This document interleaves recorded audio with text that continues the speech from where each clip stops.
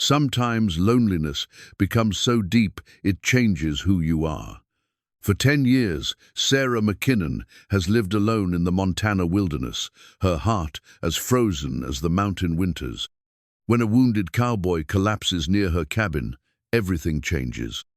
She drags his broken body inside and with trembling voice confesses, "I haven't seen a man in 10 years. This is a story about two broken souls finding each other in the untamed Old West. When outlaws come hunting for the cowboy, will 10 years of isolation prepare Sarah for what's coming? Before we jump back in, tell us where you're tuning in from, and if this story touches you, make sure you're subscribed, because tomorrow I've saved something extra special for you. The morning mist clung to the valley floor like the memories Sarah McKinnon could never quite shake. From her cabin window, she watched the sun paint the Rocky Mountains in shades of amber and gold, the same colors that had greeted her every dawn for the past 10 years. Her weathered hands gripped the coffee-cup-chipped ceramic that had seen better days, much like herself, and she breathed in the crisp mountain air that had become both her salvation and her prison. At 42, Sarah had learned to read the mountains like scripture. Every cloud formation spoke of coming weather, every animal track told a story of survival, and every shift in the wind carried messages from the world beyond her sanctuary. Her auburn hair, now streaked with premature silver, hung in a simple braid down her back. The softness in her green eyes had been tempered by solitude into something harder, more watchful. Yet beneath the surface, embers of the woman she'd once been still glowed. The cabin stood like a monument to her determination, 2 rooms of hand-hewn logs, chinked with mud and moss, weatherproofed against the brutal Montana winters. She'd built most of it herself, learning carpentry from necessity and stubbornness. The roof bore patches from hailstorms and heavy snows, each repair a testament to her refusal to surrender to the wilderness. Inside, everything had its place. Rifle above the mantel, medical supplies in a wooden box, preserved foods lining shelves she'd crafted from fallen timber. On the mantel, beside a collection of smooth river stones, sat a hand-carved wooden cross. Sarah had whittled it during her second winter, when the loneliness had nearly driven her back to civilization. The cross reminded her of the family she'd lost, the faith that had sustained her through the darkest months, and the promise she'd made to herself to honor their memory by surviving. Its simple lines held more meaning than any cathedral could contain. The morning ritual never varied: coffee first, then a survey of her domain from the porch. She'd check the snares, tend the small garden that provided her with vegetables, and inspect the boundaries of her world. The nearest settlement lay 3 days' ride through treacherous mountain passes, and Sarah had made that journey exactly twice in 10 years, both times for supplies she couldn't make or find herself. Her hands bore the calluses of constant work. Every skill she possessed had been earned through trial and error, scraped knuckles and aching muscles. She could skin a deer, smoke meat, tan hides, and stitch wounds with the same steady precision.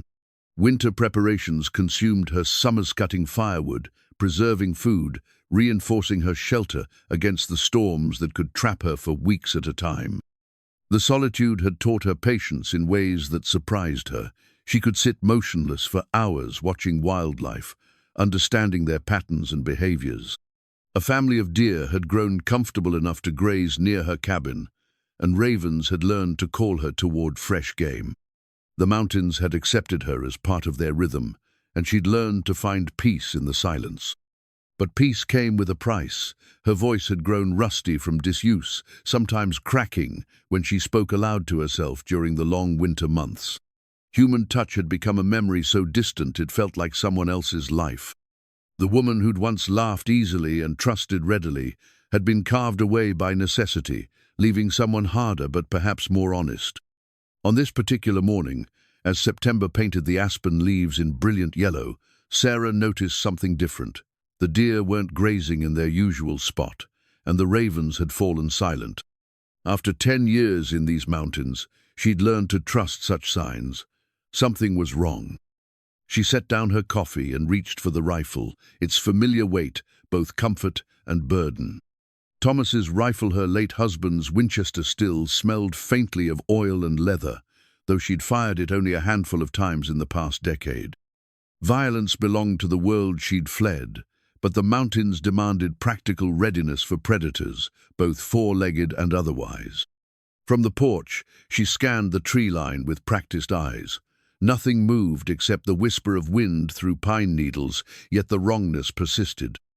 Animals possessed instincts honed by millennia of survival, and when they grew quiet, wise humans listened. The sound came from the Easter horse's whinny, followed by the crash of something heavy hitting the ground. Sarah's pulse quickened as she moved toward the noise, rifle held ready but not aimed. In 10 years, no one had stumbled upon her refuge. The game trails that led to her cabin were hidden, overgrown, known only to creatures that traveled on 4 legs. Through the pine trees, she saw him. A man lay crumpled beside a fallen horse, dark blood staining his shirt and the earth beneath him. His hat had tumbled away, revealing brown hair dampened with sweat and pain. The horse, a sturdy bay with foam on its flanks, struggled to rise on what appeared to be a broken foreleg. Sarah's first instinct was to retreat, to let the wilderness claim another victim as it had claimed so many before. But something in the man's stillness, the way his hand reached toward his wounded mount, even in unconsciousness, stopped her. She'd built walls around her heart for good reason, yet she couldn't watch a fellow creature suffer when she possessed the skills to help. Approaching cautiously, she kept the rifle ready while studying the stranger. He appeared to be in his mid-40s, with a strong jaw shadowed by several days' beard growth. His clothes marked him as a traveler-worn leather vest, sturdy boots, and a gun belt that suggested familiarity with violence. A badge caught the morning light, and Sarah's breath caught in her throat. A lawman. The implications hit her like a physical blow. Lawman meant civilization, questions, and the end of her carefully constructed isolation. They also meant trouble followed close behind, the kind of trouble she'd spent 10 years avoiding. Yet as she watched his chest rise and fall with labored breathing, she knew her choice had already been made. "Easy now," she whispered, more to herself than to the unconscious man. "Let's see what's got you bleeding on my mountain." His horse whimpered softly, and Sarah made another decision that would change everything. After checking that the man posed no immediate threat, she approached the injured animal. Its right foreleg hung at an unnatural angle, clearly broken beyond her ability to heal. The kindest thing would be to end its suffering, but the gunshot would echo through the valley, announcing her presence to anyone within miles. Instead, she retrieved a bottle of laudanum from her medical supplies and mixed it with water from her canteen.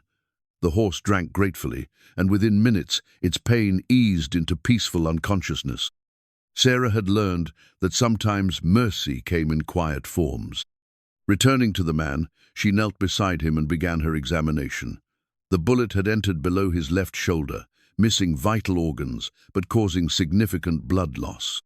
His breathing was steady but shallow, and his skin had taken on the pale, clammy texture that spoke of shock. Without immediate treatment, he would die in this clearing, becoming another secret the mountains would keep.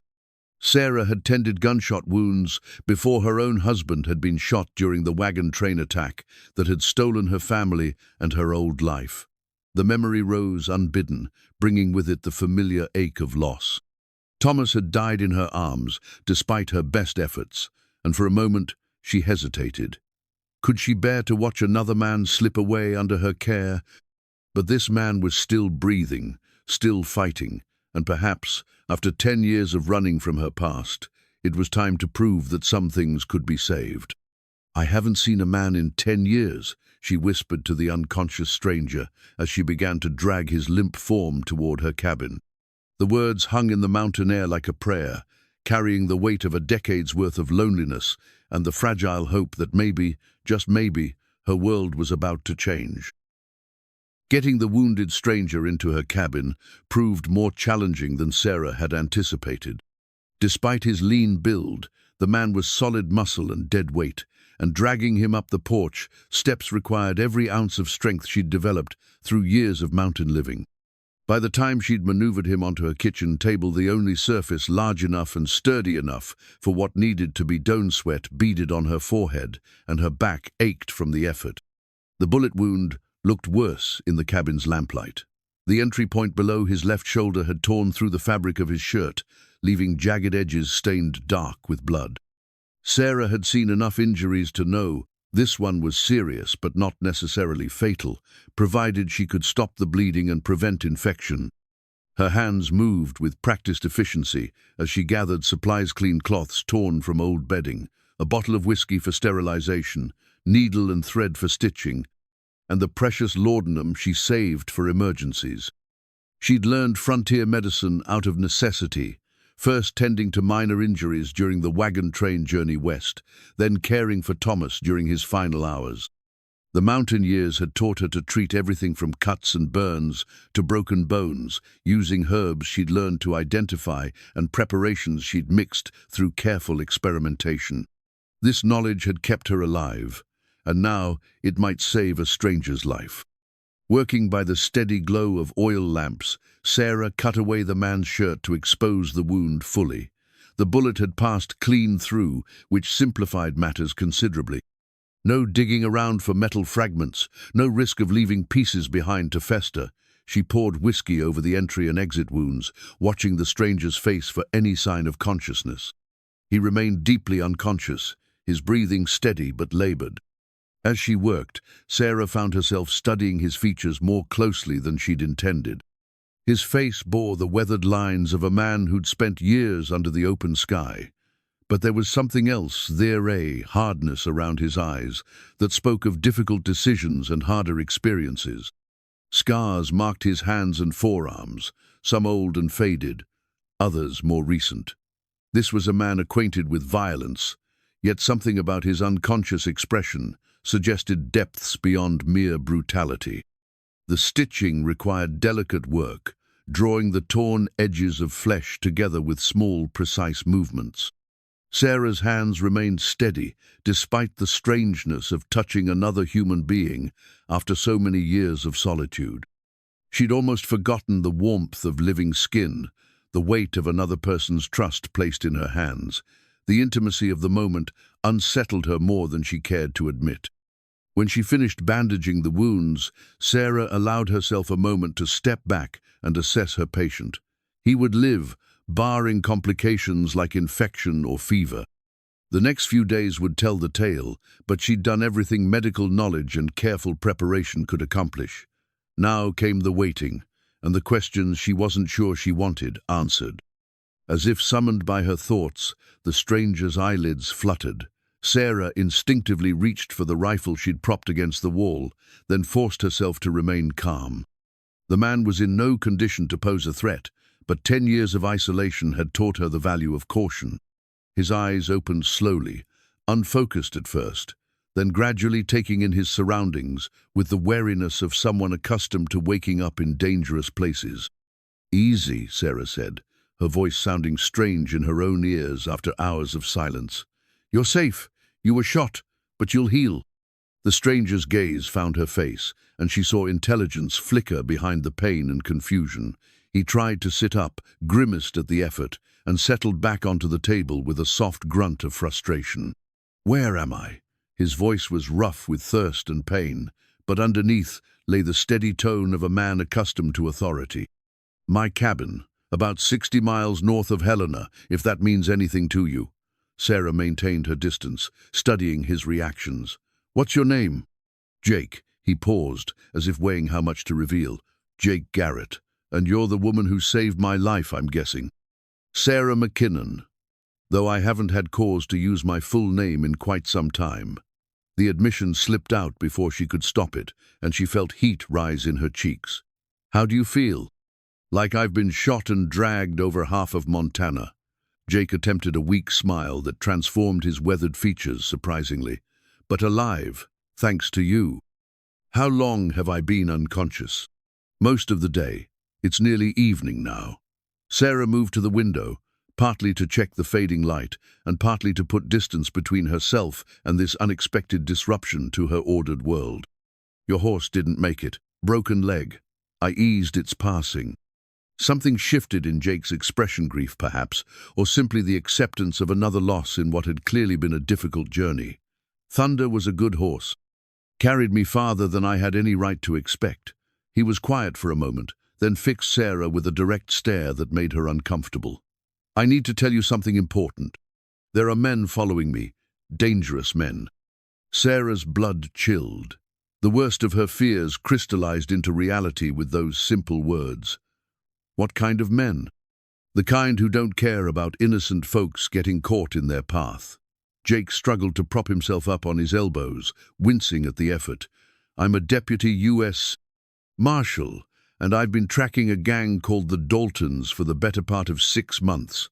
They robbed a bank in Denver, killed 2 guards and a customer, an old man just trying to make a withdrawal. The badge she'd glimpsed made sudden sense, as did the quality of his weapons and the hard competence she sensed beneath his current weakness. Sarah felt the walls of her sanctuary crumbling around her. For 10 years, she'd successfully hidden from the violent world that had destroyed her family. Now that world had literally collapsed on her doorstep. How close are they, she asked, though part of her didn't want to know the answer. Close enough that I was pushing Thunder too hard, trying to stay ahead of them. We'd been riding hard for 2 days when he stepped in that hole and went down. Jake's expression grew grim. They're led by a man named Colt Dalton. He's killed more people than you and I have had hot meals, and he doesn't leave witnesses. Sarah sank into the chair beside her table, the weight of the situation settling on her shoulders like a physical burden. She'd spent a decade building this life, creating a place where she could exist without fear, without the constant threat of violence that had defined her earlier years. Now a stranger had brought that violence to her door, shattering the peace she'd fought so hard to achieve. Why should I believe you? The question emerged sharper than she'd intended, born from fear and a desperate hope that maybe this was all some terrible misunderstanding. Jake reached into his vest pocket with obvious difficulty and withdrew a leather wallet. From it, he produced a deputy marshal's badge, tarnished but unmistakably official, and a wanted poster bearing the image of a cold-eyed man with dark hair and a scar running from his left temple to his jaw. Colt Dalton, Jake said, handing her the poster. He and his boys have been cutting a bloody path across 3 territories. They're not the kind to give up just because their quarry disappeared into the mountains. Sarah studied the wanted poster, noting the substantial reward offered for Dalton's capture dead or alive. The man's eyes seemed to stare back at her from the paper, holding a cruelty that made her skin crawl. She'd seen such eyes before, on the men who'd murdered her family and destroyed her wagon train. The memory brought bile to her throat and steel to her resolve. "What do you need from me?" she asked, though she already suspected the answer would change everything. "Time to heal, and help getting out of these mountains without leading them to you." Jake's voice carried genuine concern for her welfare, which surprised Sarah more than she cared to admit. "I won't lie to you, me. Being here puts you in danger. If I could ride out tonight and draw them away, I would. But in my current condition, I'd just get us both killed." The practical part of Sarah's mind calculated quickly. In his current state, Jake would need at least a week to regain enough strength for travel, assuming no complications developed. A week during which killers might be searching these mountains, following tracks that would lead them directly to her door. The irony wasn't lost on her. She'd spent 10 years avoiding exactly this situation, only to have it literally fall unconscious in her clearing. Yet as she looked at Jake's earnest face, noting the way pain had drawn lines around his eyes and the careful way he held himself to minimize movement, Sarah realized she'd already made her choice. She couldn't turn him out to die, any more than she could have left him bleeding in the forest. Her isolation had hardened her, but it hadn't destroyed her fundamental decency. "Then we'd better prepare for company," she said finally, "because if they're determined enough to follow you this far into the wilderness, they're not the type to give up easily." Jake's relief was visible, though he tried to hide it. "I won't forget this kindness, Sarah McKinnon. When this is over, if we both survive it, I'll make sure you're compensated for." "I don't want compensation." The words came out more forcefully than she'd intended. I want to go back to being left alone. But since that doesn't seem to be an option anymore, we'll deal with what's in front of us." She moved to the window again, studying the shadows that were beginning to lengthen across her clearing. Somewhere out there, violent men were following a trail that led directly to her sanctuary. The life she'd built through careful isolation and hard work suddenly felt as fragile as spun glass. "Rest," she told Jake, though her mind was already racing ahead to defensive preparations she'd hoped never to need. "Tomorrow we start figuring out how to keep both of us alive." As darkness settled over the mountains, Sarah McKinnon realized that her decade of solitude had ended not with a whisper, but with gunfire and blood.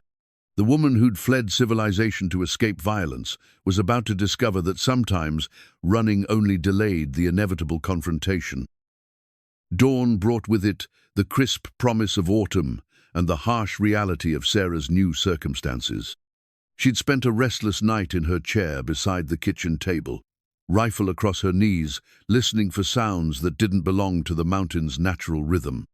Jake had slept fitfully, occasionally murmuring words she couldn't quite catch, names, perhaps, or fragments of memories that haunted his dreams.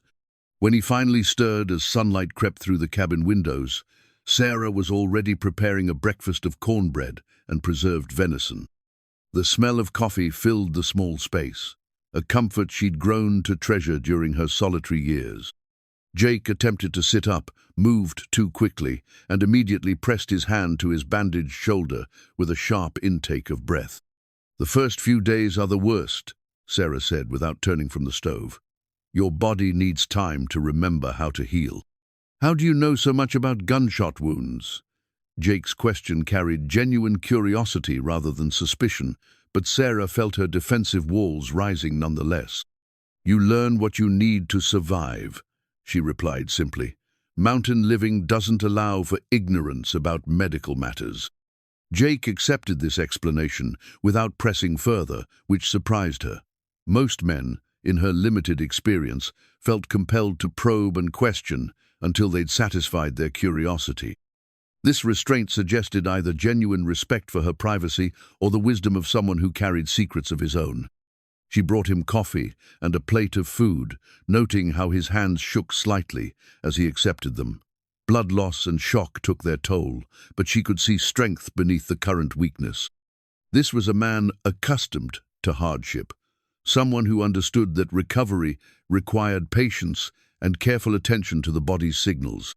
"Tell me about these Dalton men," Sarah said, settling into her chair with her own breakfast. "How many, what kind of weapons, how they operate?"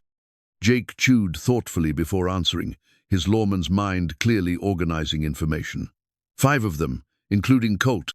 They're well-armed and experienced. This isn't their first robbery, just their biggest. They've got military surplus rifles, plenty of ammunition, and horses that can handle rough country. They're also smart enough to split up when being pursued, making them harder to track." "Military experience?" "Some of them, yes. Colt served with Confederate irregulars during the war, learned guerrilla tactics that serve him well in civilian life.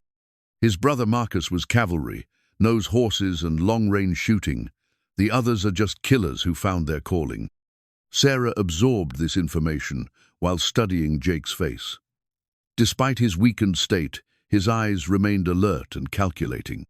She recognized the look. It was the same expression she wore when evaluating threats or planning survival strategies. Whatever else he might be, Jake Garrett was a man who understood danger and how to prepare for it. "You mentioned they were close behind you. How close?" "Hard to say exactly. I managed to confuse the trail some before thunder went down, but men like these don't give up easily. They could be hours away or still a day or two behind, depending on how well my misdirection worked." The uncertainty troubled Sarah more than a definite timeline would have.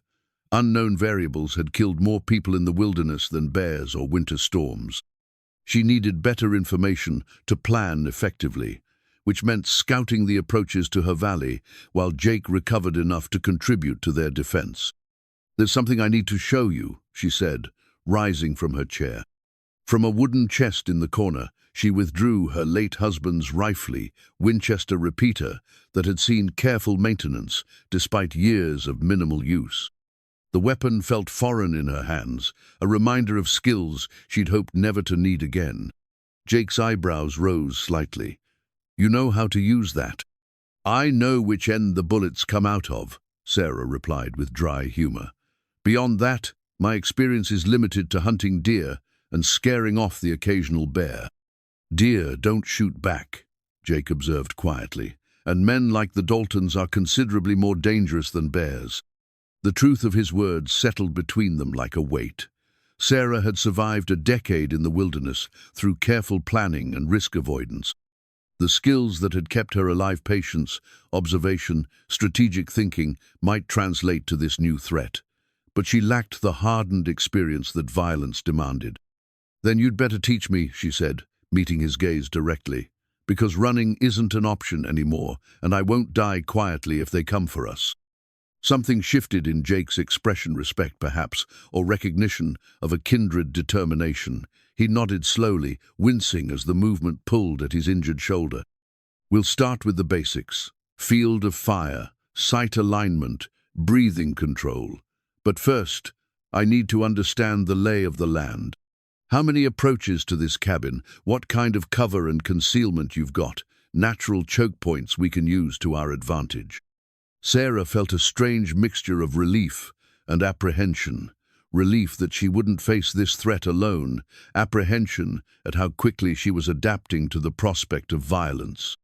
The woman who'd fled civilization to escape such brutality was now planning defensive strategies with a man she'd known for less than 24 hours. "There are 3 main approaches," she began, moving to the window to point out the terrain. "The trail you came up from the east, it's the most direct route, but also the most obvious. There's a steeper path from the south that connects to an old mining road, harder to navigate, but still passable for determined men. The north approach follows the creek bed, provides good cover, but requires local knowledge to navigate safely." Jake absorbed this information with the focused attention of a professional. "What about escape routes?" "West leads deeper into the mountains, eventually connects to a network of game trails I know well. It's rough country, but I could guide us through it if necessary." Sarah paused, considering the implications, though traveling that route with an injured man would be extremely dangerous. More dangerous than staying here to face 5 armed killers. The question hung between them, highlighting the impossible nature of their situation. Every option carried significant risk, and Sarah realized that her careful, planned existence had been replaced overnight by the kind of desperate circumstances she'd spent years avoiding. "We'll prepare for both possibilities," she decided. "Defense if they find us, escape if the situation becomes hopeless."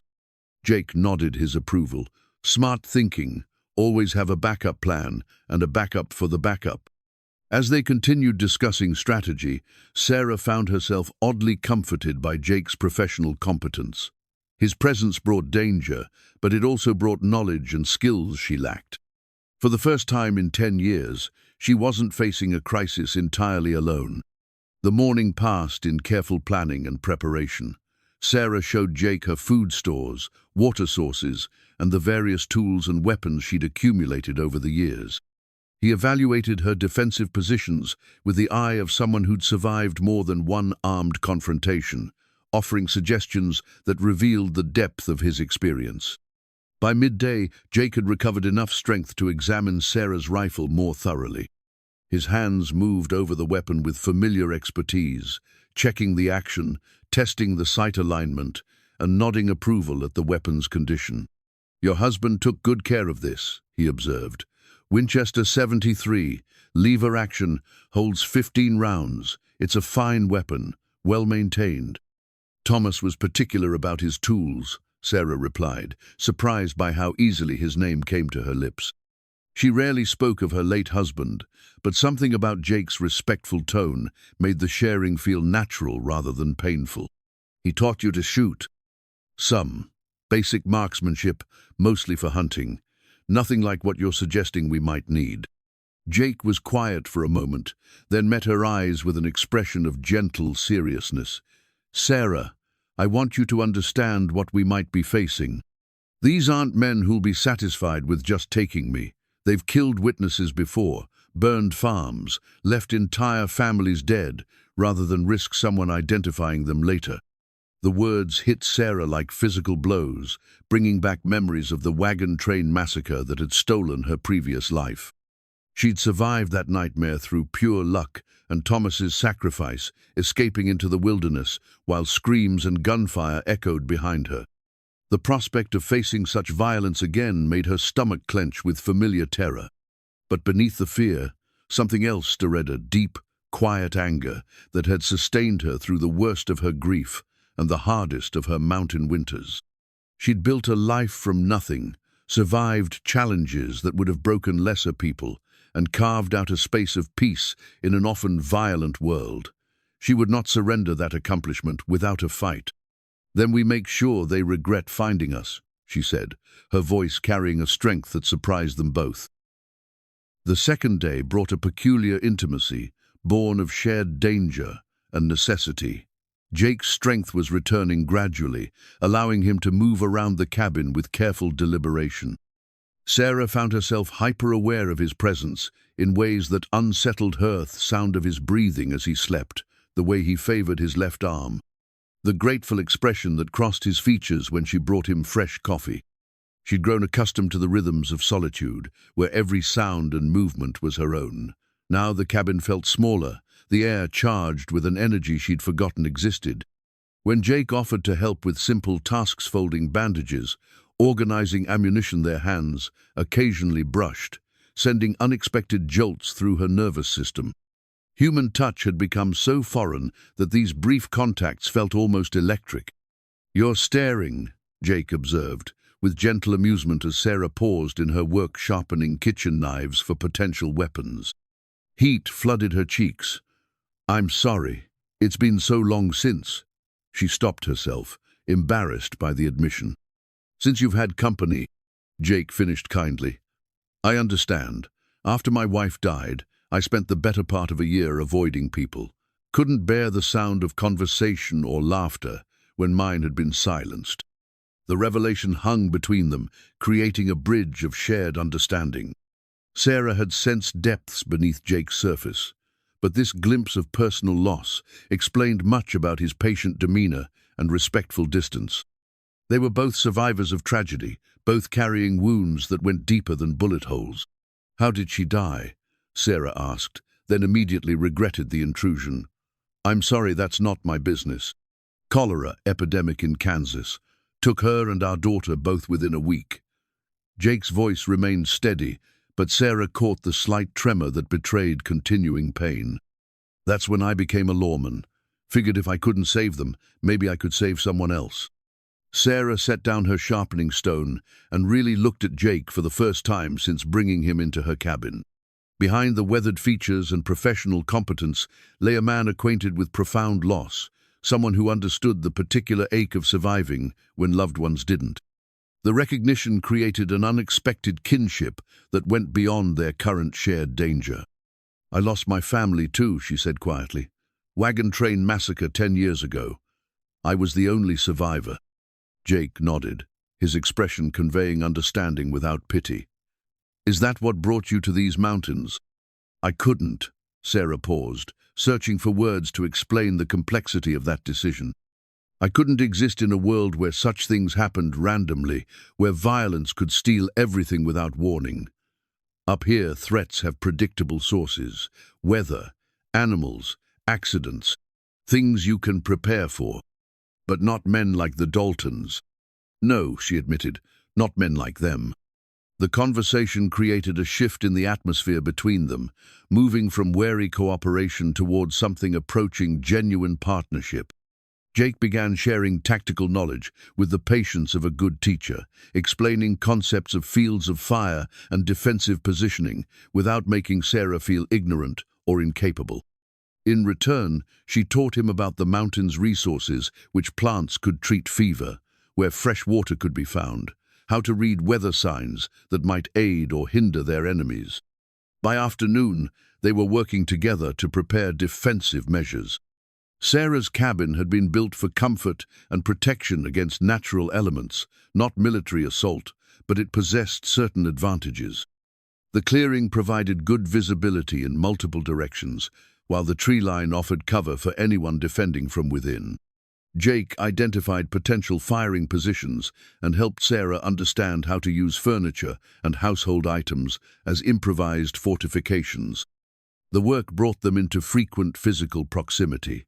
When Jake demonstrated proper shooting stance, his hands guided hers on the rifle, his breath warm against her ear as he explained sight alignment. When Sarah showed him her supply of preserved foods and medical herbs, they stood close together in the cabin's small storage area, their shoulders brushing as they discussed rationing and emergency preparations. Each contact sent unfamiliar sensations through Sarah's body, not just the physical awareness of another person, but something warmer and more complex. She caught herself studying the line of Jake's jaw when he concentrated, noting the way his eyes crinkled when something amused him. These observations felt like betrayals of her carefully maintained emotional distance. Late in the afternoon, while checking his bandages, Sarah discovered something that changed her understanding of the man she was harboring. Hidden beneath his other belongings, wrapped in oiled cloth, was a small daguerreotype photograph. It showed a young woman with kind eyes, holding a little girl who couldn't have been more than 5 years old. "My wife Ellen and daughter Lucy," Jake said softly, noticing her discovery. "I carry them with me everywhere." Sarah studied the photograph, seeing happiness in the captured faces that made her chest tighten with sympathetic grief. "They're beautiful. They were everything good in my life." Jake's voice carried the weight of permanent loss. Ellen used to say that Lucy had enough curiosity for 3 children, always asking questions, always exploring. She would have loved these mountains. The sharing of this intimate detail created another bridge between them, but it also highlighted the complications of their growing attraction. Jake was a man still mourning his family, still carrying their memory like a sacred trust. Sarah was a woman who'd sworn off human connections to protect herself from further loss. Neither was prepared for the emotions stirring between them. "I should check the perimeter," Sarah said, needing distance to process these unexpected feelings. "Make sure we haven't had any visitors." Jake understood her need for space and simply nodded. "I'll work on cleaning my weapons. A dirty gun is worse than no gun at all." Sarah spent an hour walking the boundaries of her domain, checking for signs of intrusion while trying to sort through the confusion in her mind. Jake's presence had awakened feelings she'd thought permanently buried, not just attraction, but the deeper longing for companionship that had driven her to this isolation in the first place.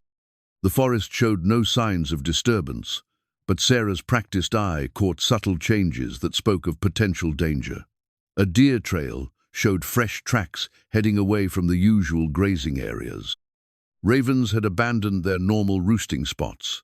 These signs could indicate natural predators moving through the area, but they could also suggest human presence at the valley's edges. When she returned to the cabin, Sarah found Jake sitting by the window with his revolver disassembled for cleaning, each component laid out with military precision.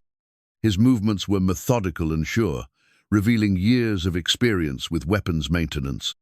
The sight stirred unexpected feelings, not fear, as such competence should have, but a strange comfort in knowing that capable hands were preparing for their defense. "Anything out there?" he asked without looking up from his work. "Signs that something's got the wildlife nervous. Could be natural, could be not." Sarah hung her rifle by the door and moved to prepare their evening meal. "How are you feeling?" "Stronger. The shoulder's still tender, but I can move without wanting to curse the day I was born." Jake reassembled his weapon with practiced efficiency. "Tomorrow, I should be able to help with more active preparations." As evening settled over the mountains, they shared their second meal together. The conversation came easier now, flowing from practical concerns to more personal territory. Sarah found herself talking about her life before the mountains, the farm in Ohio, where she'd grown up, her courtship with Thomas, their dreams of building something permanent in the West. Jake shared stories of his law enforcement career, the satisfaction of bringing justice to lawless territories, the weight of decisions that sometimes cost innocent lives. "Do you regret it?" Sarah asked as they lingered over coffee. "Becoming a lawman, I mean, living with that kind of violence." Jake considered the question seriously. "Sometimes. There are nights when I wonder if Ellen and Lucy might still be alive if I'd chosen a different path. Stayed in one place instead of chasing outlaws across 3 territories." He paused, staring into his coffee cup. "But then I think about men like Colt Dalton, and I know someone has to stand against them. If not me, then who?" The quiet conviction in his voice stirred something in Sarah's chest, recognition of a kindred sense of duty, perhaps, or simply admiration for someone willing to sacrifice personal happiness for a greater good. She'd spent 10 years running from such responsibilities, choosing safety over service, isolation over engagement with the world's problems. "You think I'm a coward," she said, the words emerging before she could stop them, "for hiding up here instead of staying to fight." Jake's response surprised her with its gentleness. "I think you're a survivor who made the choice that kept you alive. There's no shame in that, Sarah. The world needs people who preserve what's good, just as much as it needs people who fight what's evil." His words offered absolution she hadn't realized she'd been seeking. For 10 years, she'd carried guilt about her survival, wondering if she should have done more to help others during the wagon train attack, or stayed in civilization to honor her family's memory. Jake's perspective reframed her choice as legitimate rather than cowardly. As they prepared for another night of watchful rest, Sarah realized that her emotional walls were crumbling faster than she'd thought possible. Jake's combination of strength and vulnerability, competence and kindness, was proving irresistible to a heart that had been starved of human connection. The attraction she felt wasn't just physical, though. His presence certainly awakened sensations she'd forgotten, but something deeper and more dangerous. "Sarah," Jake said softly as she arranged blankets for him on the floor beside the table, "I want you to know whatever happens in the next few days, I'm grateful you saved my life. Not just because I want to live, but because meeting you has reminded me that there's still goodness in this world worth protecting." The sincerity in his voice made her throat tighten with unexpected emotion. She wanted to respond, to acknowledge the growing connection between them, but fear held her back. Caring about people led to loss, and loss led to the kind of pain she'd spent a decade trying to avoid. Instead, she simply nodded and retreated to her own bed in the cabin's back room, leaving the door slightly ajar so she could hear any sounds from the main room. As she lay in the darkness, listening to Jake's steady breathing, Sarah allowed herself to imagine what it might be like to share her life with someone again. The fantasy was both thrilling and terrifying, full of possibilities she'd convinced herself to stop wanting. Tomorrow would bring new challenges as Jake regained his strength, and they continued preparing for potential violence. But tonight, for the first time in years, Sarah McKinnon fell asleep feeling less alone in the world. The knowledge that someone else shared her vigil, that capable hands held weapons ready to defend them both, brought a peace she'd forgotten was possible. Yet beneath that comfort lay a growing awareness that whatever was building between them would soon face the ultimate test.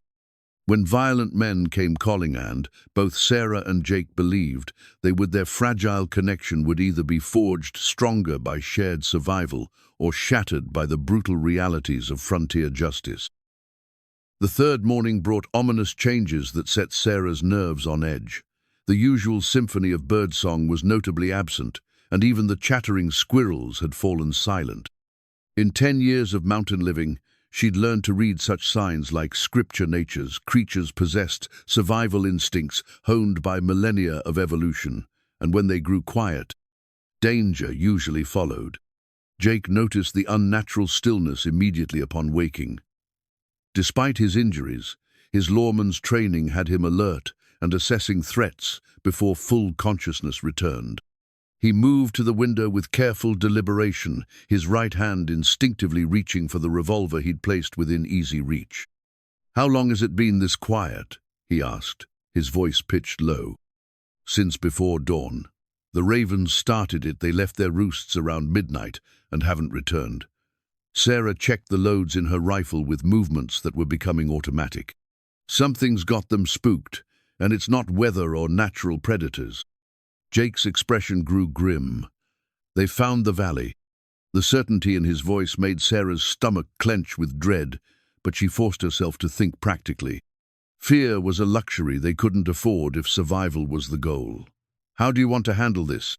First, we need to know exactly where they are and how many. No point in preparing for 5 men if only 2 or 3 made it this far. Jake moved away from the window, staying low.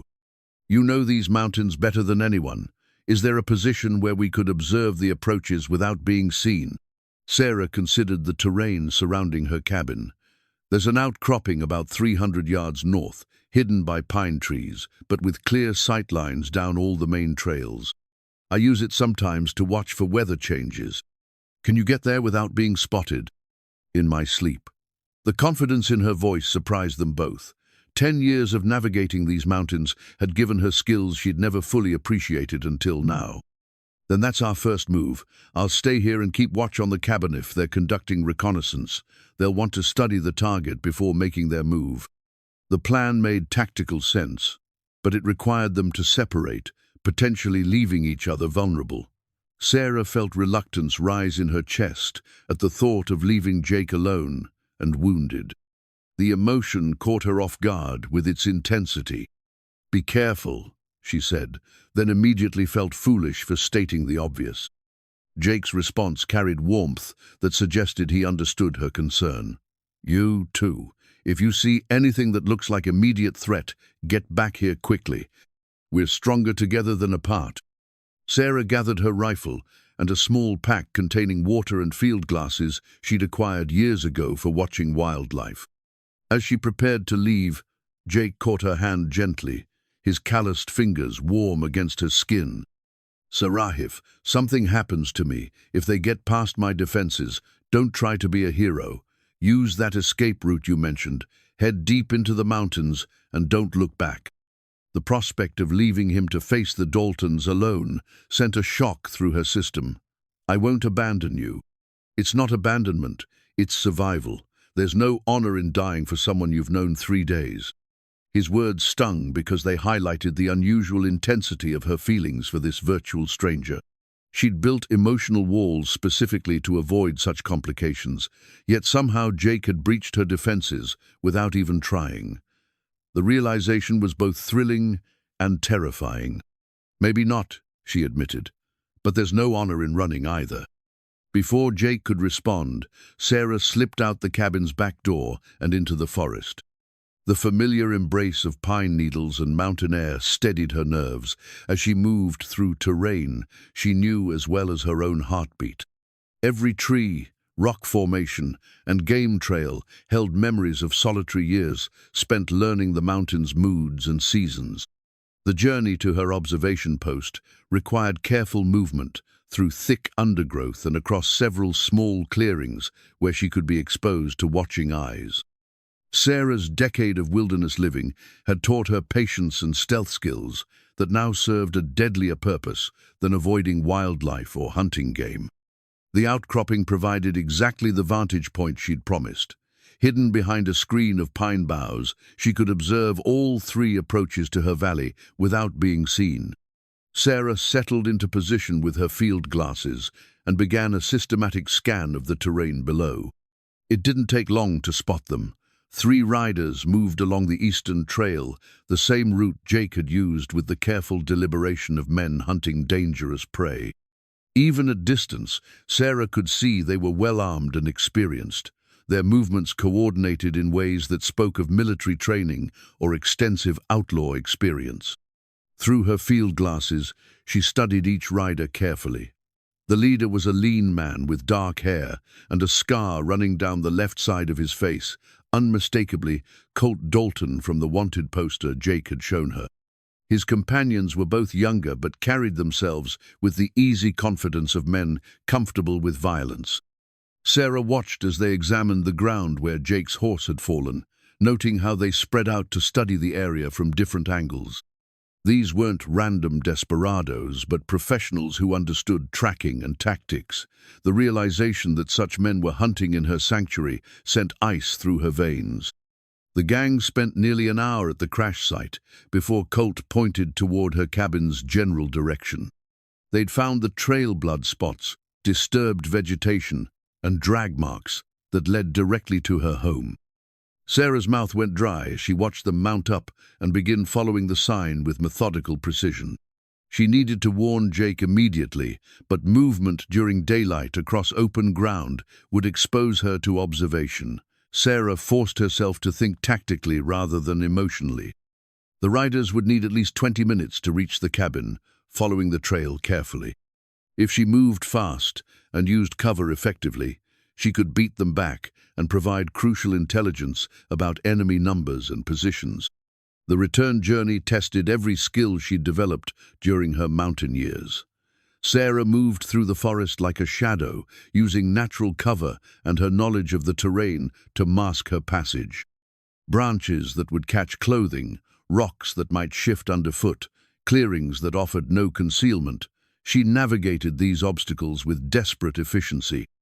She reached the cabin's back door just as Colt Dalton and his men emerged from the tree line at the clearing's eastern edge. Through the window, she could see Jake positioned behind an overturned table, rifle ready, completely unaware that death was approaching from multiple directions. "3 of them," Sarah whispered urgently as she slipped inside. "Colt Dalton, plus 2 others, all well armed. They followed your trail from where the horse went down." Jake absorbed this information with professional calm, though Sarah caught the slight tightening around his eyes that betrayed concern. "Any sign of the other 2 gang members?" "None that I could see. Either they split up or—" The sharp crack of a rifle shot interrupted her words, followed immediately by the sound of wood splintering near the front window. Jake cursed and pulled Sarah down behind the makeshift barricade he'd constructed from furniture and supplies. "They're testing our response," he explained as more shots peppered the cabin's front wall.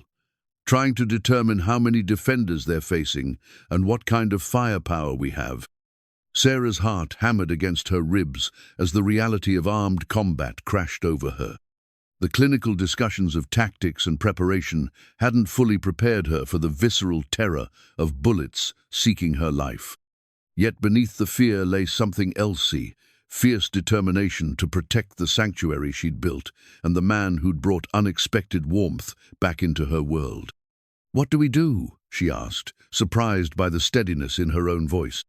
Jake's smile was grim but reassuring. "We show them that this particular cabin isn't going to be easy prey." The siege began in earnest as the sun reached its zenith, casting harsh shadows across Sarah's clearing. The initial probing shots had given way to sustained harassment fire, with the 3 outlaws taking turns sending bullets into the cabin while staying safely concealed in the tree line. Jake had positioned himself at the front window, returning occasional shots to keep their attackers honest, while Sarah covered the back and side approaches from positions they'd prepared over the past few days. "They're being cautious," Jake observed, during a brief lull in the gunfire. "Professional enough to know that rushing a defended position gets people killed." Sarah wiped sweat from her forehead, her hands trembling slightly from adrenaline and fear. "How long can they keep this up?" "As long as their ammunition holds out, which is probably longer than ours." Jake's honesty was brutal but necessary. "They'll wait for nightfall, then try to get closer." Darkness favors the attackers in this situation. The prospect of fighting in the dark sent fresh waves of terror through Sarah's system, but she forced herself to focus on immediate concerns. During the afternoon's intermittent firefight, she'd managed to wing one of the outlaws, a younger man, who'd exposed himself too long while changing positions. The sight of blood on her target had brought unexpected satisfaction, mixed with horror at her own capacity for violence. "I hit someone," she said quietly, still processing the experience. "I actually hit another human being." Jake understood the conflict in her voice. First time is always hard, even when they're trying to kill you. The fact that it bothers you means you're still human. His words offered some comfort, but Sarah couldn't shake the image of the wounded outlaw stumbling back into cover. She'd crossed a line that 10 years of isolation had allowed her to avoid, becoming someone capable of deliberate violence against another person. The transformation felt both necessary and deeply troubling. As afternoon stretched toward evening, the pattern of harassment fire continued, but with a new wrinkle that made Jake curse under his breath. Additional shots were coming from the south position, where Sarah had seen no riders during her morning reconnaissance. The other two gang members, Jake explained grimly. They split up to approach from different directions, and now we're surrounded. The tactical situation had deteriorated significantly. 5 armed outlaws had them pinned in the cabin with limited ammunition and no clear escape route. Sarah felt the walls of her sanctuary closing in as the reality of their circumstances became undeniable. Yet something unexpected happened as the siege wore on. Instead of panic or despair, Sarah found herself settling into a strange calm. The mountain years had taught her patience and the ability to function under pressure skills that translated surprisingly well to armed combat. When targets presented themselves, she took careful aim and fired with increasing confidence. When the shooting stopped, she helped Jake tend his reopened shoulder wound and plan their next moves. "You're handling this better than most men I've known," Jake commented as they shared water during another brief ceasefire. "Where's this courage coming from?" Sarah considered the question seriously. "I've spent 10 years being afraid," she said finally. "Afraid of the world, afraid of other people, afraid of getting hurt again. But sitting here with bullets flying past, I realize I'm more afraid of losing what I've built than I am of dying defending it." The admission surprised them both with its clarity. Sarah's isolation hadn't been just about avoiding pain, it had been about creating something worth protecting. The cabin, the mountain sanctuary, the life she'd carved from wilderness represented more than mere survival. They were testament to her refusal to be destroyed by tragedy. As evening approached, bringing with it the cover of darkness their enemies would exploit, Jake made a decision that changed everything. "I need to tell you something," he said, his voice carrying weights she didn't recognize. "About why the Daltons are really here." Sarah felt ice form in her stomach. "What do you mean?" Jake reached into his vest pocket and withdrew a small object wrapped in oiled cloth. When he unwrapped it, Sarah saw an ornate gold pocket watch that caught the lamplight with expensive gleam. The timepiece looked far too valuable for a working lawman's possessions. "This belonged to my father," Jake said quietly. "He was a railroad executive, invested heavily in mining operations throughout Colorado and Montana. When he died, he left me enough money to live comfortably without working." The implications hit Sarah like physical blows. "You're not just a deputy marshal." "I am a lawman, that part's true. But I don't need the job for money. I do it because I believe in justice." Jake's voice carried shame alongside honesty. "The Daltons aren't just after the bank money they stole. They know about my inheritance, and they figure kidnapping or killing a rich man's son will pay better than random robbery." Sarah stared at the pocket watch, feeling betrayed in ways she couldn't fully articulate. "So they're not just following you, they're hunting specifically for you because you're wealthy." "Yes. And by helping me, you've made yourself a target for their greed as well as their revenge." The full scope of the danger crystallized in Sarah's mind. The outlaws weren't just eliminating witnesses or seeking escaped justice. They were conducting a calculated campaign for financial gain. Her sanctuary had become the site of a kidnapping attempt by men who killed for profit. "Why didn't you tell me this before?" The question emerged, sharper than she'd intended, edged with anger and hurt. "Because I knew you'd have every right to turn me out if you understood the full risk. I was bleeding to death when you found me, and I made a selfish choice to let you save my life without knowing what it might cost you." The honesty in his admission doused some of Sarah's anger, but questions remained. Jake's wealth explained certain things: the quality of his weapons, his evident education, the confidence that came from never knowing real want. It also raised doubts about his motivations and character that she'd never considered. "The money doesn't matter to me," Jake continued, sensing her internal struggle. "It never has. Ellen used to joke that I was the only rich man in America who actually worked for a living instead of just living off investments. Despite her anger, Sarah heard truth in his voice. Jake's grief over his family, his dedication to law enforcement, his genuine concern for her welfare, none of these seemed feigned or calculated. He was a man driven by principle rather than profit, which made his deception more forgivable but no less hurtful. "We'll discuss this later," she said finally. "Right now, we have more immediate problems." As if summoned by her words, Colt Dalton's voice rang across the clearing, carrying the casual authority of a man accustomed to intimidating others. "Jake Garrett," he called out. "We know you're in there, and we know you're hurt. Send out the woman, and we'll make this easy on both of you." Jake and Sarah exchanged glances, understanding that negotiation was beginning. Dalton was testing their resolve, looking for weakness or desperation he could exploit. "Counter! Offer!" Jake shouted back. "Ride away now, and I won't hang the lot of you when this is over." Dalton's laughter carried genuine amusement. "Still got that lawman's arrogance, I see. But you're outnumbered and outgunned, boy. This can end easy or hard, your choice." The exchange confirmed what they both already knew. The outlaws were confident in their tactical advantage and prepared to wait as long as necessary for victory. Sarah and Jake had ammunition for perhaps one more sustained firefight, after which they'd be reduced to whatever improvised weapons they could manage. "There's something else," Sarah said quietly. "Something I should have mentioned earlier." Jake raised an eyebrow, wondering what other secrets this crisis would reveal. "I'm not completely helpless. During the wagon train massacre, I learned something about myself." Sarah's voice carried a hardness Jake hadn't heard before. "When people threaten what I care about, I become someone I don't entirely recognize. Someone dangerous." The transformation in her demeanor was subtle but unmistakable. The fearful woman who'd spent years avoiding conflict was being replaced by someone harder and more focused.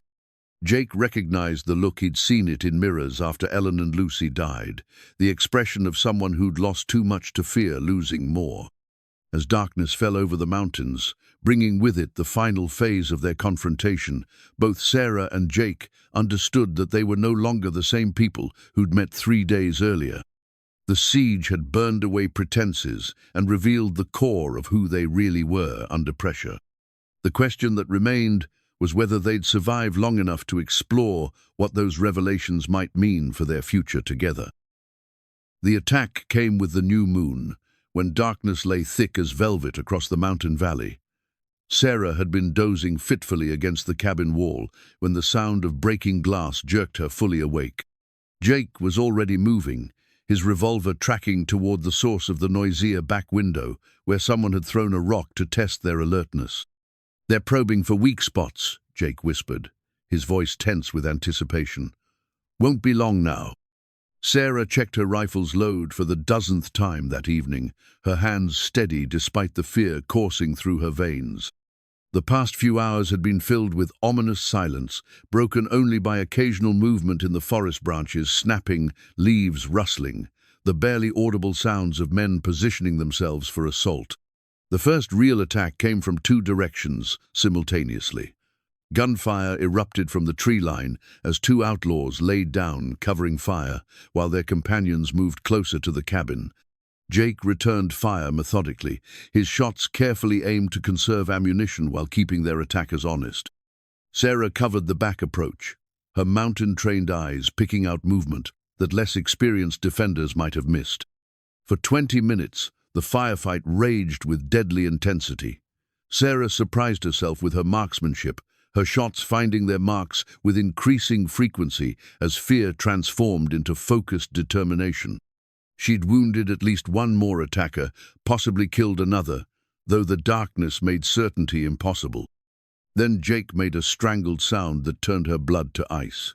When she looked in his direction, he was slumped against the wall, blood spreading across his shirt from a fresh wound high on his chest. "How bad?" Sarah demanded, maintaining her watch on the back approaches while her heart hammered with panic. "Bad enough," Jake gasped. "Lung shot, I think. Won't be doing much more fighting." The tactical situation had just become hopeless. With Jake incapacitated, Sarah faced 5 armed killers alone, with limited ammunition and no realistic hope of escape. The outlaws seemed to sense their advantage, as the gunfire intensified, and she could hear them calling to each other with increasing confidence. "Sarah," Jake whispered urgently, "listen to me. In my saddlebags there's something you need to know." "Save your strength," she replied, sending 2 quick shots toward muzzle flashes in the trees. "We're not done yet." "We are done, and you know it." Jake's voice carried the flat certainty of a man facing death. "But before this ends, you deserve the truth about who I really am." Despite the bullets whining overhead, something in his tone made Sarah risk a glance in his direction. Jake's face had gone pale from blood loss, but his eyes held a desperate urgency that cut through her combat focus. "My saddlebags," he repeated. "Look in the hidden compartment." Sarah wanted to refuse, to maintain her defensive positions, but Jake's expression convinced her that whatever he was hiding might be important to their survival. During a brief lull in the gunfire, she crawled to where his leather saddlebags lay beside the overturned table. Her fingers found the concealed pocket Jake had mentioned, hidden behind the bag's main compartment, with clever stitching that made it nearly invisible. Inside, she discovered papers that made her world tilt on its axis. The first document was an arrest warrant bearing Jake's Namino as the arresting officer, but as the wanted man. The charges included bank robbery, murder, and conspiracy, with a reward posted that dwarfed even Colt Dalton's bounty. The second paper was a Pinkerton Detective Agency report detailing Jake's criminal associations and known hideouts. But it was the third document that truly shattered her understanding of the man she'd been nursing back to health. A letter written in Jake's own hand to someone named Marcus, discussing plans for a bank robbery in Denver and the split of proceeds among gang members. The letter was dated 6 months ago, exactly when Jake claimed to have been tracking the Daltons as a lawman. "You're one of them," Sarah breathed, the words barely audible above the gunfire resuming outside. "You're part of the Dalton gang." Jake's laugh was bitter and filled with self-loathing. "Was part of them, until I realized what kind of monsters I'd fallen in with." The admission hit Sarah like a physical blow. Everything she'd believed about Jake's noble pursuit of justice, his dedication to law and order, his genuine concern for innocent life, had been built on lies. The man she'd saved, nursed back to health, and begun to care for, was himself a wanted criminal. "The bank robbery in Denver," Jake continued, his voice growing weaker as blood loss took its toll. "I was supposed to watch the street while they hit the vault. But when that old man walked in at the wrong time, when Colt shot him down like a dog just for being there, I couldn't stomach it anymore." Sarah's mind reeled as pieces of the puzzle fell into horrifying place. "So you took the money and ran." "Took my share and tried to disappear. But Colt doesn't forgive betrayal, and he doesn't forget debts. They've been hunting me for months, not just for the law, but for revenge." The sound of breaking wood from the front of the cabin interrupted their conversation. The outlaws were getting bolder, moving closer under cover of darkness. Sarah forced herself to focus on immediate survival, despite the emotional chaos churning inside her. "How much of what you told me was true?" she demanded, sending blind shots toward the sounds of movement. "My wife and daughter, that was real. Ellen and Lucy died exactly like I said, and their deaths broke something inside me." Jake's voice carried genuine anguish that cut through Sarah's anger. "I became someone I never thought I could be, did things that would have shamed them both. The money seemed like a way out, a chance to disappear and maybe find some peace. Instead, you brought killers to my door." "Yes, and I'll regret that for whatever time I have left." Jake tried to move, grimaced in pain, and settled back against the wall. "But Sarah, everything I felt for you, everything that's grown between us, that was real too. You reminded me who I used to be, who I might be again if I lived through this." Despite her anger and sense of betrayal, Sarah heard truth in his words. The man who'd shared meals with her, taught her to fight, opened his heart about his losses. That person existed regardless of his criminal past. The revelation of his deception hurt precisely because her feelings for him had been genuine. "The badge?" she asked. "The wanted poster?" "Real, but not in the way you thought. I stole the badge from a dead marshal, figured it might provide cover if I was caught. The poster was real too. I kept it to remind myself what Colt Dalton really was." A new voice cut through the night air, closer than any of the previous calls. "Jake, time's up, boy. We're coming in whether you're ready or not." Sarah could see movement at the cabin's front window shadows, darker than the surrounding darkness, armed figures preparing for final assault. With Jake wounded and their ammunition nearly exhausted, she faced a choice that would define whatever remained of her life. She could surrender, hope that Dalton would honor his implied promise to make her death quick. She could attempt escape through the back window, abandoning Jake to face his former partners alone. Or she could make her final stand here, in the sanctuary she'd built from nothing, fighting for a man whose love might be real despite his lies. "I should let them have you," she said quietly, surprised by the lack of heat in her own voice. "You used me, lied to me, brought death to my door." "Yes," Jake agreed simply. "You should." His acceptance of her condemnation somehow made it harder to maintain her anger. Jake wasn't trying to justify his actions or minimize their consequences. He was simply acknowledging the truth of what he'd done and accepting responsibility for the results. Sarah looked at the documents in her hands, then at the man who'd written them. Somewhere between the criminal described in these papers and the wounded lawman she'd believed him to be lay the truth of who Jake Garrett really was. A man capable of both betrayal and redemption, of both violence and tenderness, of both selfishness and sacrifice. The sound of the front door being tested, someone checking to see if it was barred, made the decision for her. Whatever Jake had been, whatever lies he'd told, he was here now, wounded and facing death. And despite everything, Sarah McKinnon was not the kind of woman who abandoned people in their darkest hour. "Well," she said, raising her rifle toward the approaching sounds of final assault, "I've spent 10 years being practical. Maybe it's time I tried being stupid instead." Jake's smile was weak but genuine. "For what it's worth, I'm sorry. About everything. Tell me that when we're both still alive to regret it," Sarah replied, and prepared to fight for a future she wasn't sure she wanted, but couldn't bring herself to surrender. The assault began with systematic brutality that spoke of military training and extensive criminal experience.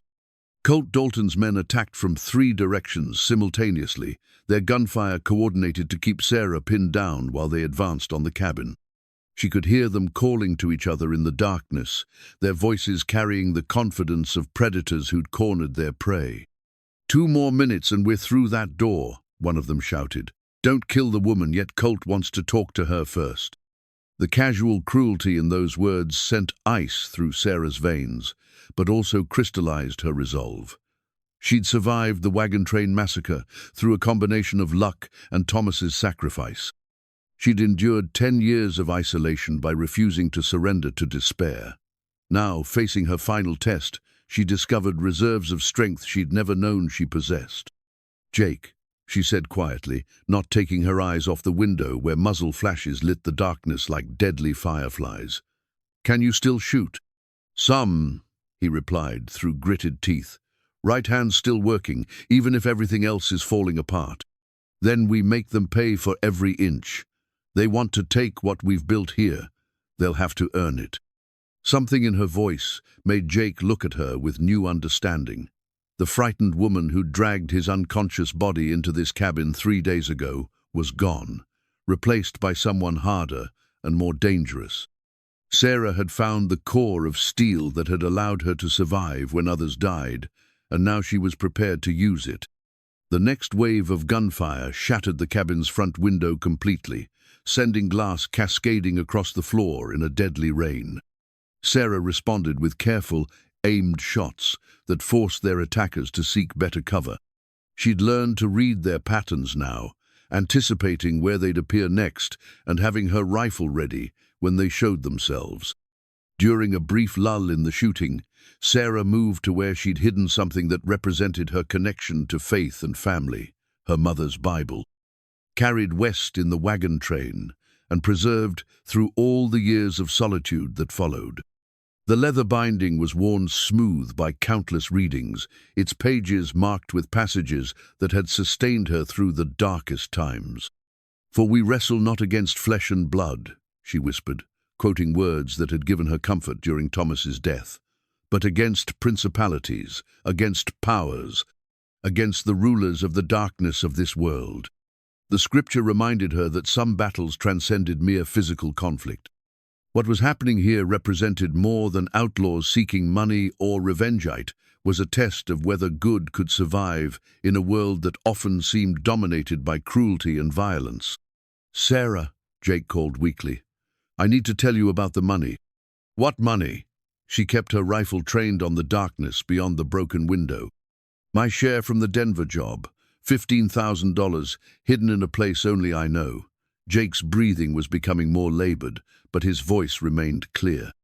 "If something happens to me, it's in the old mine shaft about 2 miles north of here, behind the third support beam, wrapped in oiled cloth." The amount staggered Sarah. $15,000 represented more money than most people saw in a lifetime, enough to transform her mountain existence into something comfortable and secure. Yet the source of those funds, stolen from a bank, earned through violence and terror, tainted every dollar. "I don't want stolen money," she said firmly. "It doesn't have to stay stolen. After this is over, you could return it to the bank, keep a small amount for your trouble." Jake paused to catch his breath. "Or use it to help people, the way Ellen always wanted to do. Make something good come from something terrible." Before Sarah could respond, the cabin door exploded inward under the impact of a heavy log wielded by 2 of Dalton's men. The barrier she and Jake had constructed held for a moment, then collapsed under the assault, leaving them exposed to direct attack. "Time's up!" Colt Dalton's voice carried triumphant authority as he stepped through the ruined doorway, rifle in hand. In the lamplight, his scarred face looked even more cruel than the wanted poster had suggested. "Drop your weapons, and this can end without more bloodshed." Sarah kept her rifle aimed at his chest, though she knew the gesture was largely symbolic. With the door breached and enemies at multiple windows, their defensive position had become untenable. Yet something in her refused to surrender, even when logic demanded it. "Sarah McKinnon," Dalton continued conversationally, as if they were meeting at a church social instead of a gun battle. "You've caused us considerable trouble for someone who wasn't even part of this originally." "She's not part of anything," Jake said, struggling to prop himself up against the wall. "Let her go, Colt. Your quarrel is with me." Dalton's laugh was genuinely amused. "Oh, but she made herself part of it when she decided to play nursemaid to a wanted criminal. Besides, I'm curious about this woman who lives alone in the mountains like some kind of hermit. What's her story, Jake? What kind of woman chooses isolation over civilization?" "The kind who's seen what civilization can produce," Sarah replied, her voice steady despite the rifle barrels pointed in her direction. "Men like you, for instance." "Men like me built this country," Dalton said with mock pride. "We take what we want, when we want it, from people too weak to stop us. It's the natural order of things." "The natural order," Sarah repeated. "Is that what you call murdering an old man in a bank?" Dalton's expression darkened. "That old fool should have minded his own business, just like you should have minded yours instead of helping Jake here extend his miserable life by a few days." The casual dismissal of human life confirmed everything Sarah had suspected about the man terrorizing her sanctuary. Colt Dalton wasn't just a criminal, he was a force of pure malevolence, someone who'd chosen to spread suffering wherever he went. "Marcus, check the back rooms." Dalton ordered one of his men. "Make sure we haven't missed any surprises. Tommy, keep an eye on our surroundings. Wouldn't want any unexpected visitors." As his men moved to secure the cabin, Dalton approached Jake with the slow deliberation of a cat toying with wounded prey. "You cost me money, partner. More than that, you cost me reputation. When word gets out that someone can betray Colt Dalton and live to tell about it, Every two-bit outlaw in 3 territories will think they can do the same. So kill me and be done with it, Jake replied, but leave her out of this. Oh, I intend to kill you, but first, you're going to tell me where you hid my money. All of it, not just your share. Dalton's voice carried the patient certainty of someone who'd extracted information from reluctant sources before. And your lady friend here is going to provide motivation for your cooperation. The threat hung in the air like smoke, poisoning the atmosphere with its implications.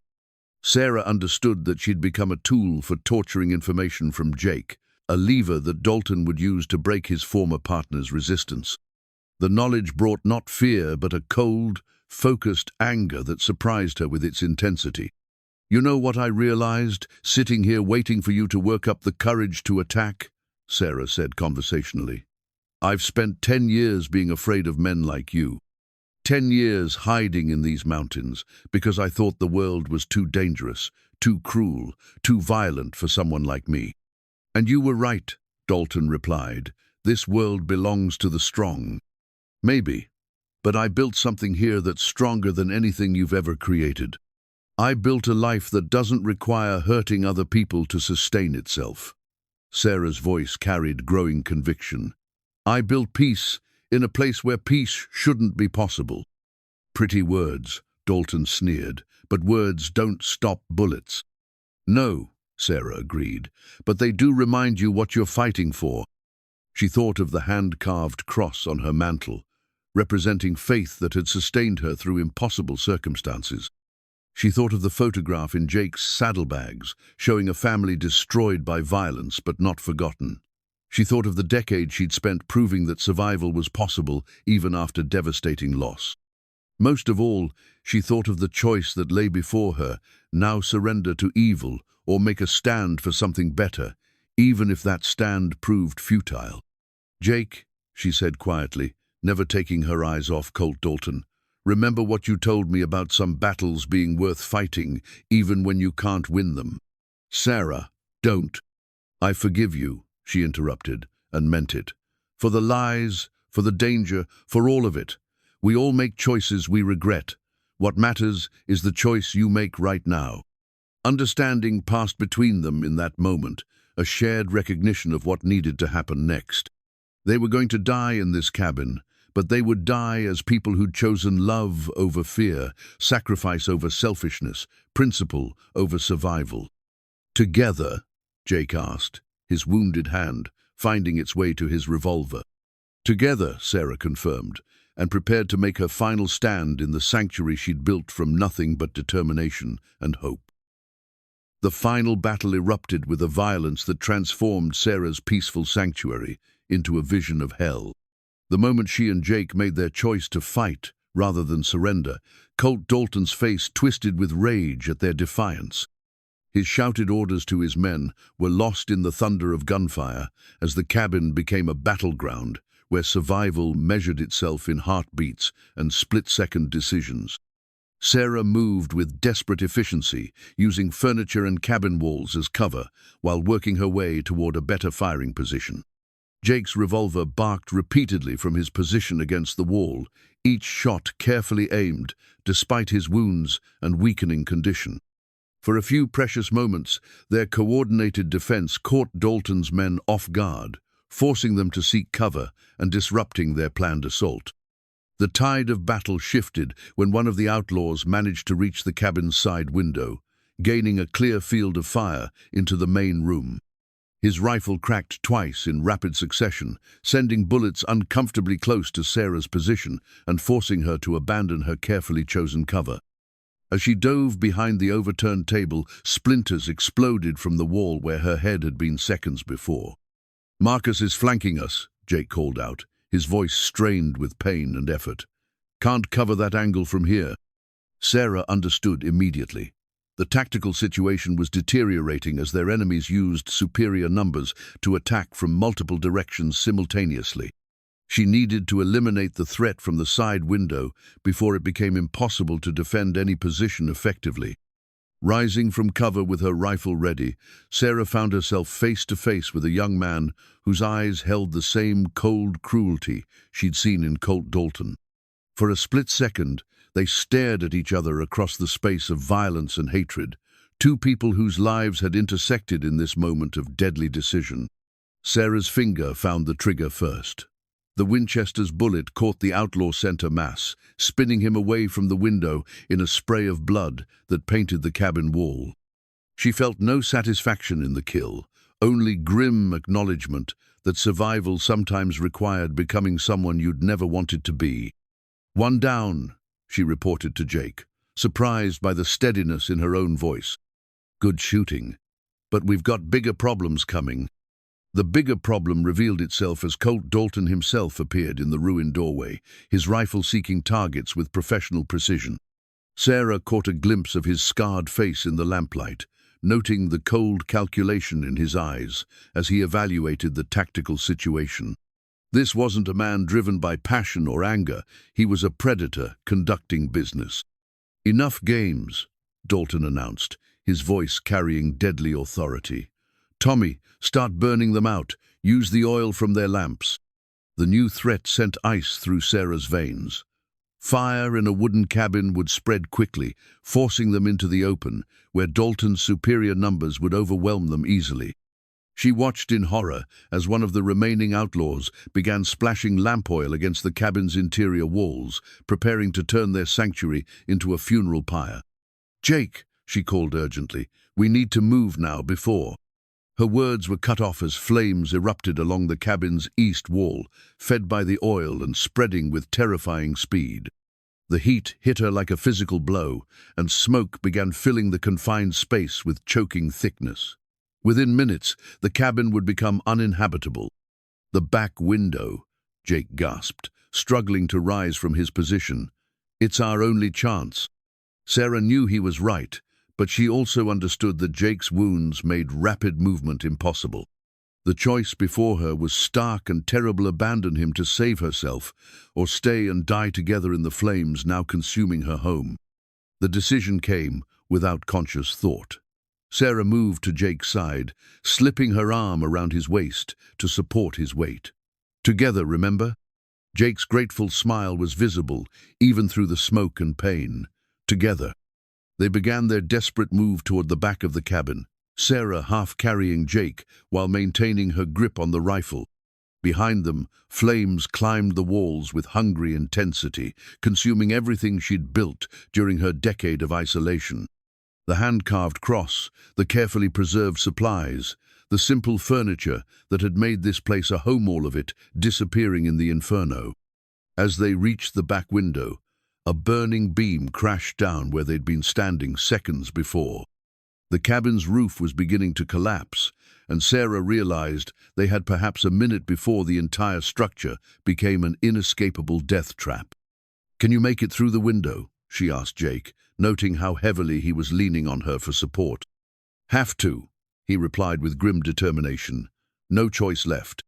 Sarah helped boost Jake through the window opening, ignoring the way the effort reopened his wounds and brought fresh blood to his shirt. As he tumbled to the ground outside, she heard Colt Dalton's voice shouting orders to his remaining men. "They're running. Circle around back, don't let them reach the tree line."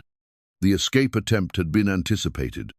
Sarah realized as she climbed through the window that they were moving from one trap into another, trading the immediate threat of fire for the longer-term danger of pursuit through open ground. Yet flight remained their only option for survival. Jake struggled to his feet, swaying dangerously but determined to keep moving. "The mine shaft," he whispered, 2 miles north, if we can reach it." "We'll reach it," Sarah said with conviction she didn't entirely feel. "One step at a time." They began their flight into the darkness, Sarah supporting Jake's weight while scanning for threats in the surrounding forest.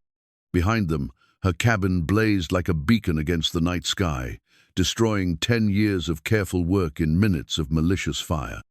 The irony wasn't lost on Hirsch was fleeing deeper into the wilderness that had been her sanctuary, now accompanied by the man whose lies had brought destruction to her door. Everything familiar was burning behind them, and ahead lay unknown dangers in terrain that would test every survival skill she'd developed. Yet as they stumbled through the darkness together, Sarah felt something unexpected rising in her chest. Not despair or regret, but a fierce determination to survive this trial and build something new from its ashes. She'd lost her home but not her life, her possessions but not her hope. "Keep moving," she urged Jake as his steps began to falter. "We're not done yet." The words carried more truth than either of them realized. Their story was far from over, and the flames consuming her cabin marked not an ending but a transformation, the birth of something stronger from the destruction of something smaller. The pursuit through the mountain darkness became a deadly game of endurance and cunning. Sarah could hear Dalton's remaining men crashing through the underbrush behind them, their movements hampered by unfamiliarity with the terrain, but driven by the ruthless determination of professional killers. Jake's condition was deteriorating, rapidly blood loss and exertion, combining to push him toward unconsciousness, but he continued moving through sheer force of will. "How much farther?" Sarah whispered as they paused behind a fallen tree to catch their breath. "Half-mile, maybe less." Jake's voice was barely audible, his breathing shallow and labored. "There's a clearing ahead, then the mine entrance is cut into the hillside beyond it." Sarah understood the tactical problem immediately. Crossing open ground while supporting a wounded man would expose them to gunfire from any pursuers who reached the clearing's edge. Yet there was no alternative route. A mine shaft represented their only hope of defensible shelter. "Can you handle a gun?" she asked, checking the loads in both her rifle and Jake's revolver. "Well enough." Jake's smile was weak but determined. "What are you thinking?" "I'm thinking we make our stand at the mine entrance. Force them to come at us across open ground while we have cover and elevated position." Sarah's mountain experience was translating into tactical knowledge she'd never expected to need. "Make them pay for every yard." They resumed their desperate journey, Sarah bearing more and more of Jake's weight as his strength failed. Behind them, the sounds of pursuit grew closer, voices calling to each other, branches breaking under careless footsteps, the occasional curse as someone stumbled in the darkness. Dalton's men were gaining ground. The clearing opened before them like a stage lit by starlight, 50 yards of open grassland that might as well have been 50 miles for all the safety it offered. At the far side, Sarah could make out the dark opening of the abandoned mine shaft, cut into the hillside and partially concealed by scrub pine. "Together," Jake murmured, echoing their earlier commitment. "Together," Sarah agreed, and they began their final sprint across the exposed ground. They made it halfway before the first shots rang out. Bullets whined past them in the darkness, close enough that Sarah felt the displaced air against her cheek. Jake stumbled, whether from his wounds or a near miss, and they both went down hard on the rocky ground. "Sarah!" Jake's warning came, just as she saw muzzle flashes from the tree line they'd left behind. Colt Dalton had reached the clearing's edge with at least 2 of his men, and they were laying down systematic fire to prevent further movement. Trapped in the open with minimal cover, Sarah made a decision that surprised her with its clarity.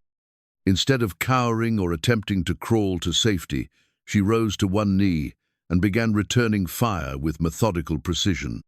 Her rifle cracked repeatedly as she sent bullets toward the muzzle flashes, forcing Dalton's men to seek better cover. "Stay down," she told Jake firmly. "Let me handle this." The mountain woman, who'd spent a decade avoiding conflict, had found something within herself that welcomed it, not the violence itself, but the chance to fight for something that mattered. Each shot she fired carried 10 years of suppressed anger at the cruelties that had driven her to isolation, and now she was finally striking back. Her marksmanship proved devastatingly effective.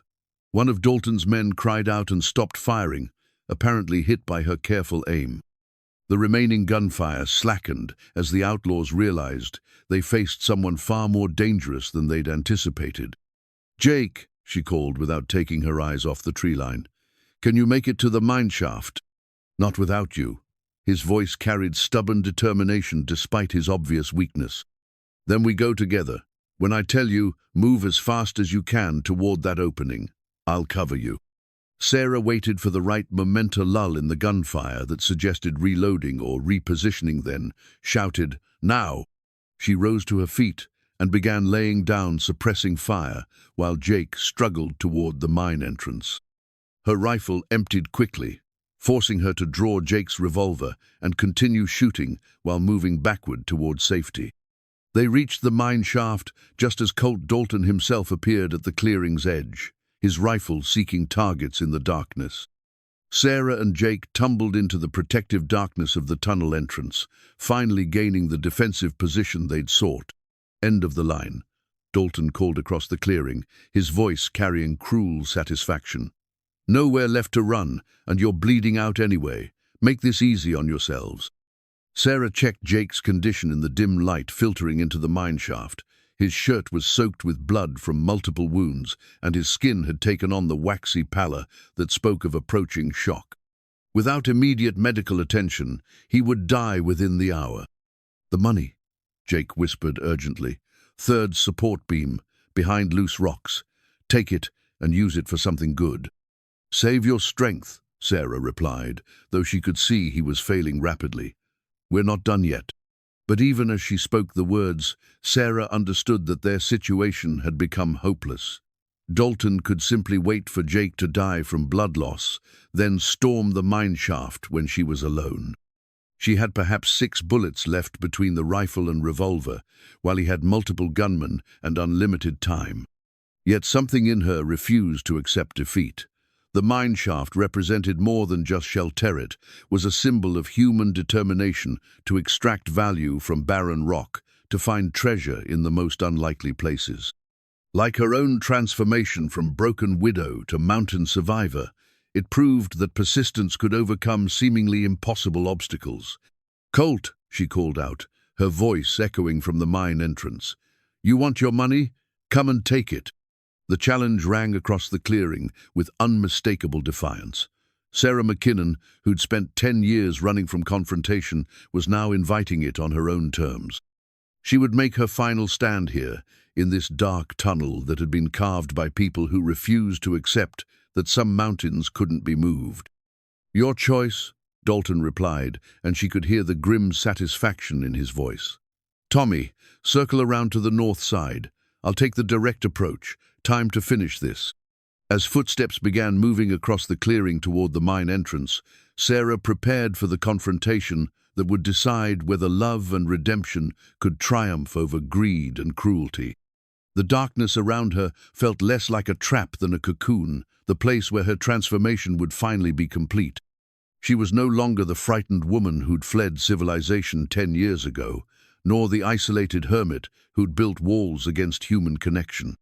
She was someone who'd learned that the greatest battles weren't fought for personal survival, but for the principle that some things were worth dying to protect. "Ready?" she whispered to Jake, though she wasn't sure he was still conscious to hear her. His hand found hers in the darkness, squeezing weakly but with unmistakable meaning. Whatever happened next, they would face it as partners who'd chosen love over fear, sacrifice over selfishness.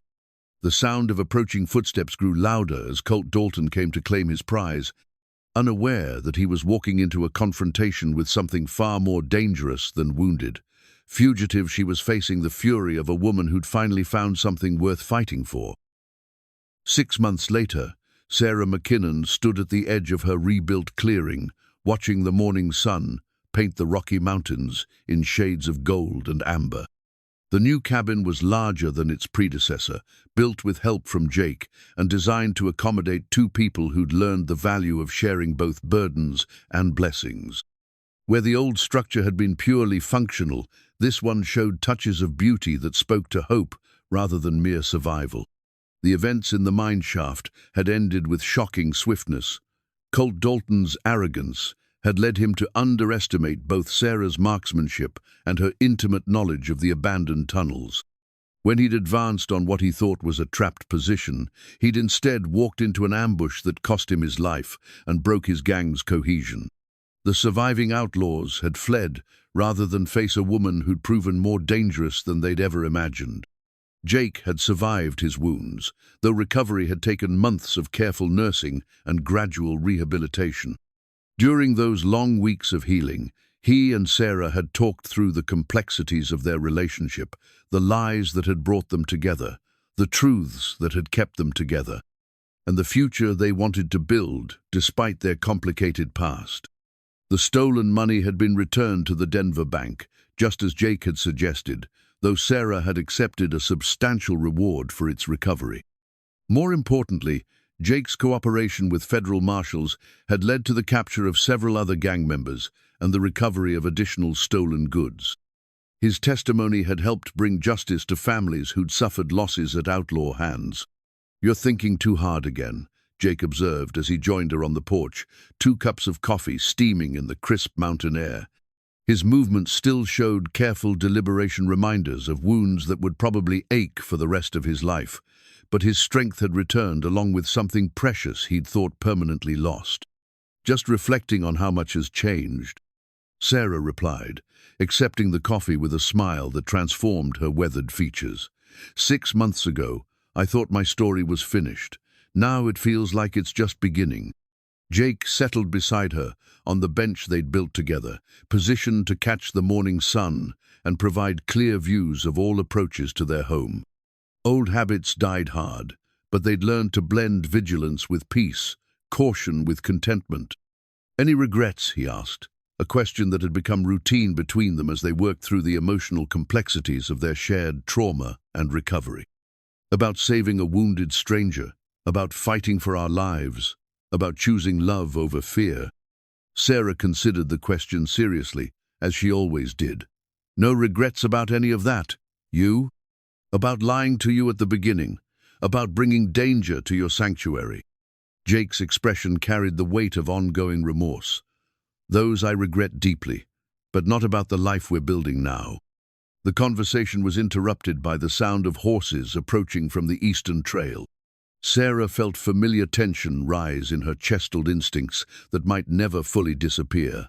But Jake's relaxed posture reminded her that they were expecting visitors today. Deputy Marshal Catherine Webb rode into the clearing with the easy confidence of someone who'd been welcomed here before. Behind her came Dr. Samuel Morrison from Helena, making his monthly visit to check on Jake's recovery and provide medical supplies for the remote clinic. Sarah had begun operating from their new cabin. "Morning, folks," Catherine called out as she dismounted. "Brought some mail and news from town, and Doc's got supplies for your medicine cabinet." The mail included a letter from the bank in Denver, expressing continued gratitude for the money's return and informing them of a memorial fund established for the families of robbery victims. There was also correspondence from Jake's sister in St. Louis, inviting them both to visit when travel became feasible.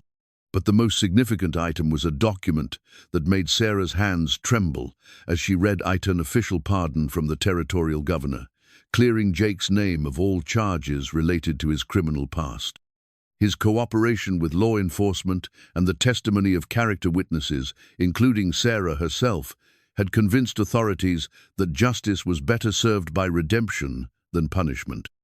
"It's over," Jake said quietly, reading the pardon with wonder. "Really over?" "No," Sarah corrected gently. "It's beginning. Everything before this was just preparation." Dr. Morrison's examination confirmed what they'd hoped: Jake's wounds were healing cleanly, and his strength was returning to acceptable levels.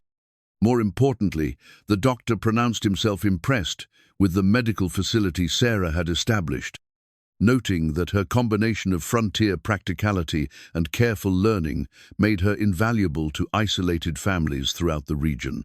"You found your calling," he told her as they reviewed supplies and discussed treatment protocols. "These mountains need someone with your skills and dedication." After their visitors departed, Sarah and Jake spent the afternoon working in the garden they'd planted together, vegetables and herbs that would sustain them through the coming winter, but also flowers that served no purpose except beauty. The contrast with Sarah's previous purely utilitarian existence wasn't lost on either of them. As evening settled over the mountains, they sat together on their porch, as had become their custom, watching darkness claim the valley while oil lamps created warm pools of light around their home. The silence between them was comfortable now, the easy quiet of people who'd learned to share space without words. "Do you miss it?" Jake asked eventually. "The solitude, I mean. 10 years of having this place to yourself." Sarah considered the question while studying his profile in the lamplight. The man beside her bore scars, both visible and hidden, reminders of choices that had led him far from the path he'd originally intended to follow. Yet those same experiences had shaped him into someone capable of understanding her own complicated journey. "I miss the simplicity sometimes," she admitted. There was a kind of peace in knowing that every problem had a practical solution, that survival depended only on preparation and skill. And now I've learned that some of life's most important questions don't have practical solutions, like whether to trust someone who's lied to you, or whether love is worth the risk of loss, or whether two broken people can build something whole together. Jake's hand found hers in the darkness, his calloused fingers intertwining with hers in a gesture that had become natural over the months of recovery and rebuilding. "Any answers to those questions?" "I'm working on them," Sarah replied with the patience that mountain living had taught her. "But I think the answers change depending on who you're working with." Above them, stars emerged in the clear mountain sky, the same constellations that had watched over Sarah's decade of solitude and now witnessed the beginning of her new chapter. The woman who'd fled civilization to escape its cruelties had learned that the greatest refuge wasn't found in isolation, but in the choice to share life's burdens and blessings with someone who understood their weight. The last 10 years had taught Sarah McKinnon how to survive alone. The next 10 would teach her how to live together, building something stronger than either of them could create in isolation. It was a lesson worth learning, even if it had taken bullets and bloodshed to make the introduction. In the distance, a wolf howled its ancient song to the moon, and Sarah smiled at the sound. She was no longer alone in the wilderness, but the wilderness would always be part of who she was: wild, resilient, and unbroken by whatever storms might come. The mountain woman had found her partner, and together they would write a new story in the high country where anything seemed possible for those brave enough to reach for it.